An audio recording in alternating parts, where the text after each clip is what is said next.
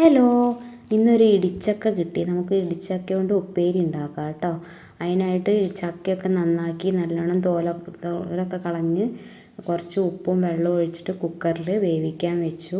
അന്നേരം കൊണ്ട് കുറച്ച് തേങ്ങയും വറ്റൽമുളകും എടുത്തിട്ട് ഒന്ന് ചതച്ചെടുത്തു. അപ്പോഴേക്ക് ചക്കയൊക്കെ നല്ലോണം വെന്ത് വന്നു. ഇതിൽ വേണമെങ്കിൽ മഞ്ഞൾ പൊടി ഇടാം കേട്ടോ.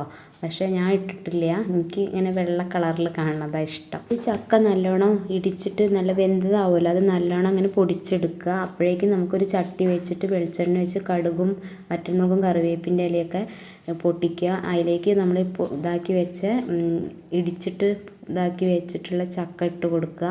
അതുകൊണ്ടായിരിക്കണം അതിന് ഇടിച്ചക്ക എന്ന് പേര് വന്നത്. അതിലേക്ക് കുറച്ച് നമ്മൾ ചതച്ച് വെച്ച തേങ്ങ ഇടുക. എന്നിട്ട് നല്ലോണം ഇളക്കി യോജിപ്പിച്ച് കഴിഞ്ഞാൽ അടിപൊളി ചക്ക ഉപ്പേരി റെഡിയായി കേട്ടോ. അപ്പോഴേക്ക് ഞാൻ ടേസ്റ്റ് ചെയ്ത് നോക്കാൻ വിചാരിച്ച് വന്നപ്പോഴേക്ക് കൗശിയുണ്ട് ഓടി വരുന്നു, അമ്മേ എനിക്കും വേണം എന്നും പറഞ്ഞിട്ട്. അപ്പം പിന്നെ അവനും കൊടുത്തു. അപ്പോൾ അവനും ഇഷ്ടമായിരിക്കുന്നു. അപ്പോൾ ചക്ക സീസണൊക്കെ അല്ലേ, അപ്പോൾ എല്ലാവരും ഒന്ന് ഉണ്ടാക്കി നോക്കൂ. പുതിയ വീഡിയോ ആയിട്ട് വരുന്നവരെ ബായ്.